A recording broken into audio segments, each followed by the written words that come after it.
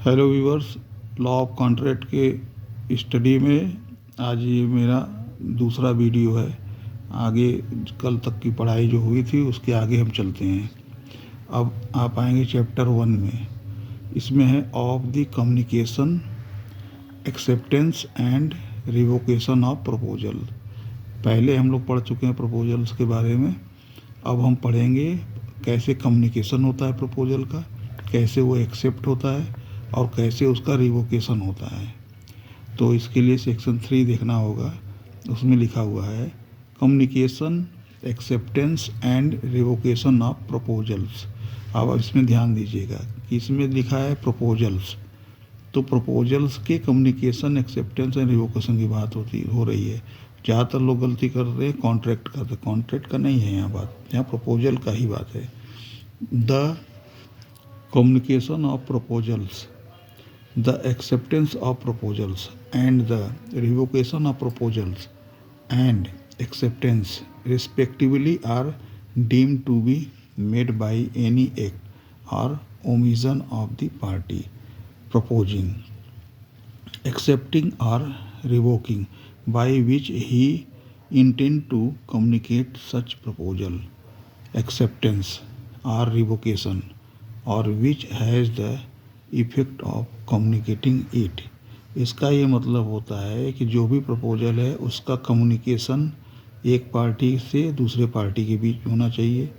एक पार्टी जो प्रपोजल कर रहा है, दूसरा पार्टी जो कि एक्सेप्ट कर रहा है, और तीसरा नंबर है रिवोकेशन। प्रपोजल को वापस लेना है, रिवोक करना है, मतलब एक तरह से कैंसिल करना। कि जब एक आदमी ने प्रपोजल दिया, दूसरे ने एक्सेप्ट कर लिया है, लेकिन वो उसको बाद में रिवोक कर रहा है, कैंसिल कर रहा है, तो ये प्रपोजल जो है रिवोक हो जाएगी। इसी को सेक्शन 3 में डिफाइन किया गया है। सेक्शन 4 है कम्युनिकेशन व्हेन कंप्लीट। इसमें ये बताया गया है कि कब कम्युनिकेशन कंप्लीट हो जाएगा। The communication of a proposal is complete when it comes to the knowledge of the person to whom it is made. वो कम्युनिकेशन प्रपोजल का कंप्लीट तब हो जाएगा जब कि उस व्यक्ति के नॉलेज में आ जाएगा ये बात। कम्युनिकेशन उस व्यक्ति के नॉलेज में आ जाएगा जिसको ये किया गया था। जिसको, जैसे कि फॉर एग्जांपल कि ए ने कोई कम्युनिकेशन किया है बी से, कोई प्रस्ताव रखा, और बी ने उसको उसके नॉलेज में आ गई, जानकारी में हो गई, तो ये माना जाएगा कि वो कम्युनिकेशन जो है कंप्लीट हो गया। आगे देखते हैं। The communication of an acceptance is complete कब होगा? As against the proposer, against the proposer होगा। When it is put in a course of transmission to him so as to be out of the power of the acceptor. जब वो acceptor के power से बाहर होगा, उसको माना जाएगा कि वो कंप्लीट हो गया। As against the acceptor when it comes to the knowledge of the proposer. अब अगेंस्ट द एक्सेप्टर वो होगा जब जो है प्रपोजर के नॉलेज की, it comes to the knowledge of the proposer, proposer के नॉलेज में आएगा जब। नेक्स्ट देखिए, the communication of a revocation is complete. अब जो है रिवोकेशन की कम्युनिकेशन कभी कंप्लीट होगी, इसके बारे में बताया है। As against the person who makes it, जिसने प्रपोजल दिया है। It when it is put into a course of transmission to the person to whom it is made so as to be out of the power of the person who makes it. जिसने उसने revocation किया है, जब उसके power से बाहर हो जाएगी, और जिसने जो है कम्युनिकेशन उसको जो रिवोक किया है उसके पास पहुंच जाएगी। As against the power, as against the person to whom it is made when it comes to his knowledge. जब उसके नॉलेज में आएगी तब वो रिवोकेशन होगा। जैसे ए ने बी को कोई प्रपोजल दिया और बी ने उसको रिवोक कर दिया, तो जैसे ही बी रिवोक करेगा तो ए के नॉलेज में आएगी तो वो प्रपोजल रिवोक हो जाएगी। अब इसका हमें कुछ इलिस्ट्रेशन दिया हुआ, उदाहरण दिया हुआ है। जैसे कि ए proposes by letter to sell a house to B at a certain price। अब ए ने प्रपोज किया एक लेटर के द्वारा बी को ए घर बेचने के लिए एक निश्चित प्राइस पर। The communication of the proposal is complete when B receive the letter. अब यहाँ पे कम्युनिकेशन जो है उसी समय कंप्लीट हो गया जैसे ही बी ने ए का लेटर रिसीव किया। सेकंड देखते हैं, B accept A's proposal by a letter sent by post. B accept कर लिया ए का प्रपोजल।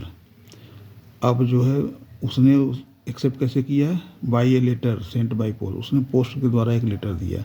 अब the communication of the acceptance is complete. Communication of the acceptance complete हो गई क्योंकि एक्सेप्ट करके उसने उस चीज़ को प्रपोजल को एक लेटर के माध्यम से सूचित कर दिया। As against A when the letter is posted. अब कम्युनिकेशन कंप्लीट कैसे हुई, ए के लिए against A when the letter is posted, और as against B when the letter is received by A. जब रिसीव किया ए ने तब हो गया।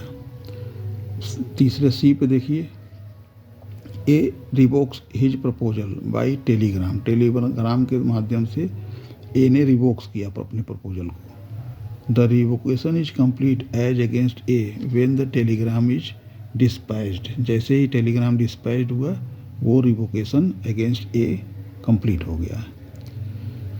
It is complete as against B when B received it. Against B, B के अगेंस्ट कब हुआ, जब वो बी उसको रिसीव कर लिया। B revokes his acceptance by telegram. B's revocation is complete as against B when the telegram is dispatch. अब रिवोकेशन का जैसे उसने एक्सेप्ट तब होगा कंप्लीट जब वो टेलीग्राम को डिस्पैच किया। And as against A when it reach him. और ए के अगेंस्ट तब होगा जब वो ए को मिल गया। तो यहाँ तक आप लोगों को समझ में आ गया होगा। इसे एक बार और वीडियो चला के अच्छे से आप लोग देख लीजिएगा, आप लोगों को ये चीज़ें अच्छी से समझ में आ जाएंगी। अब नेक्स्ट है revocation of proposals and acceptance. अब इसमें कह रहा है कि उसमें तो कम्युनिकेशन की बात हो रही थी कि कब वो कम्युनिकेशन पूरा हो जाएगा। अब इसमें है revocation of proposal and acceptance. अब ये कह रहा है कि रिवोकेशन कैसे होगी प्रपोजल की और acceptance. A proposal may be revoked at any time. यहाँ आप देखिए लिखा हुआ at any time before the communication of its acceptance is complete. जैसे एक्सेप्टेंस के कम्युनिकेशन के पहले ही रिवोकेशन होनी चाहिए। अगर वो एक्सेप्ट हो गई तो रिवोक नहीं होगा। As it acceptance its acceptance is complete as against the proposer but not afterwards. देखिए यहाँ लिखा ना, बट नॉट आफ्टरवर्ड्स, मतलब रिवोकेशन तभी होगा जब वो एक्सेप्ट होने से पहले ही किया जाए, उसके बाद नहीं किया जाए। अब आगे हम लोग देखेंगे नेक्स्ट सेक्शन।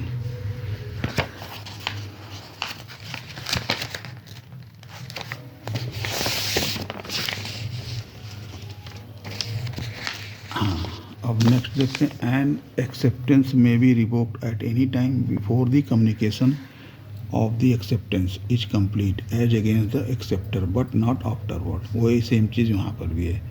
अब एक्सेप्टेंस में भी रिवोक, एक्सेप्टेंस भी रिवोक हो सकता है और वो होना चाहिए कैसे, जब communication of the acceptance is complete नहीं हो रहा है, बिफोर, उसके पहले, एक्सेप्टेंस के पहले, ठीक है ना, बट नॉट आफ्टरवर्ड्स, उसके बाद नहीं।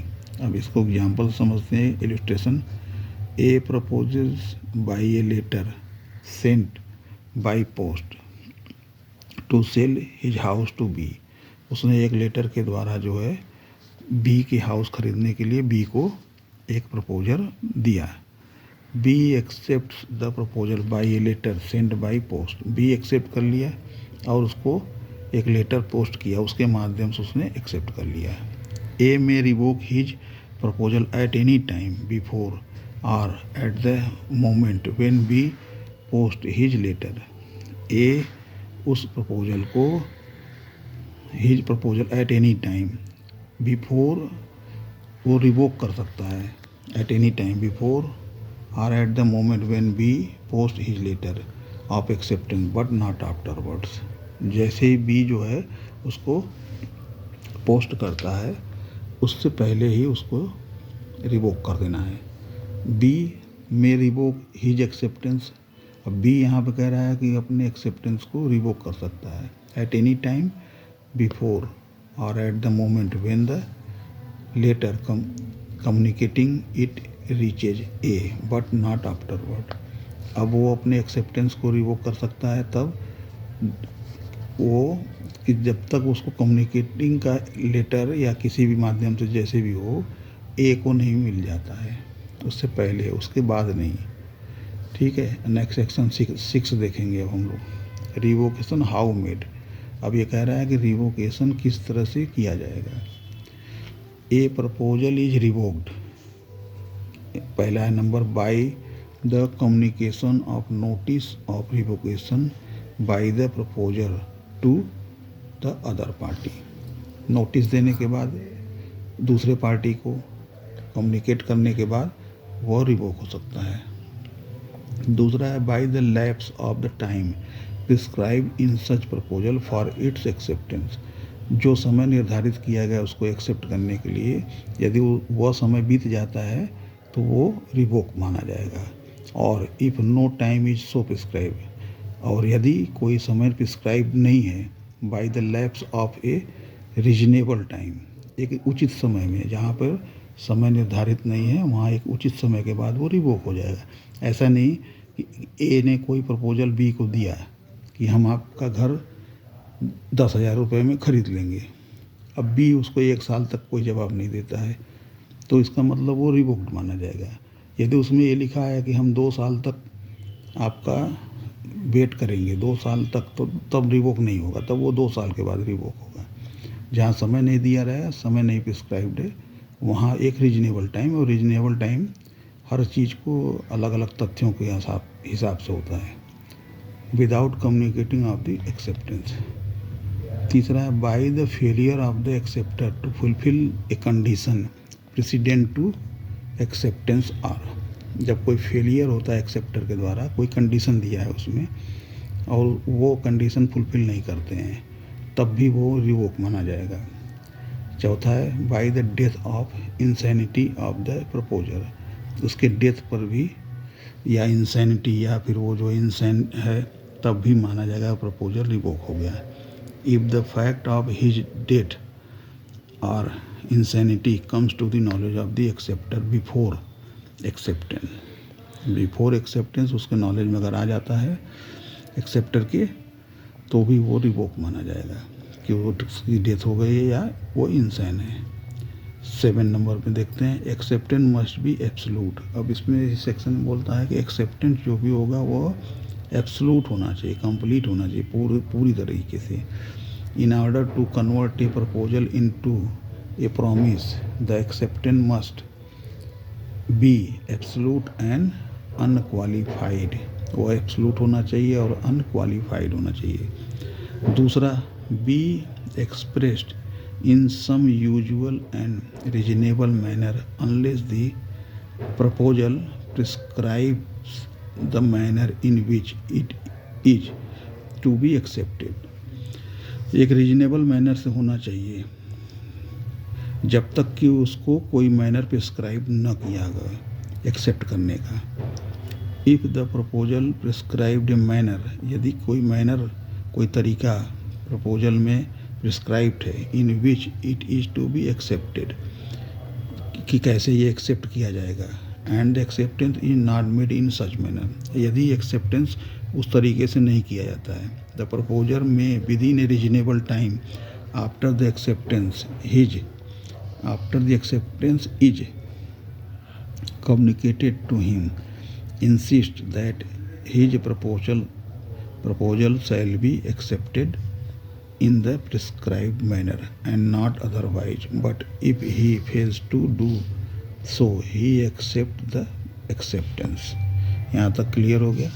अब हम लोग सेक्शन 8 देखते हैं। Section 8, acceptance by performing conditions or receiving consideration. Acceptance में ये बताया गया है कि performance of the condition of a proposal or the acceptance of any consideration for a reciprocal promise which may be offered with a proposal is an acceptance of the proposal. 9th में देखते हैं promises express and implied. Promises express भी होती है और implied भी होती है। इन सो फार एज द प्रपोजल और acceptance of any promises is made in words, the promise is said to be express in so far as such a proposal or acceptance is made otherwise than in words, the promise is said to be implied। ठीक है, अब आप लोग यहाँ तक इसको study कर लिए। अब आप लोग अच्छे से वीडियो को सब्सक्राइब कर लीजिए, लाइक भी कर दीजिए, शेयर भी कर दीजिए। आगे नेक्स्ट चैप्टर अब नेक्स्ट क्लास में इसे समझाया जाएगा। ठीक है, ओके।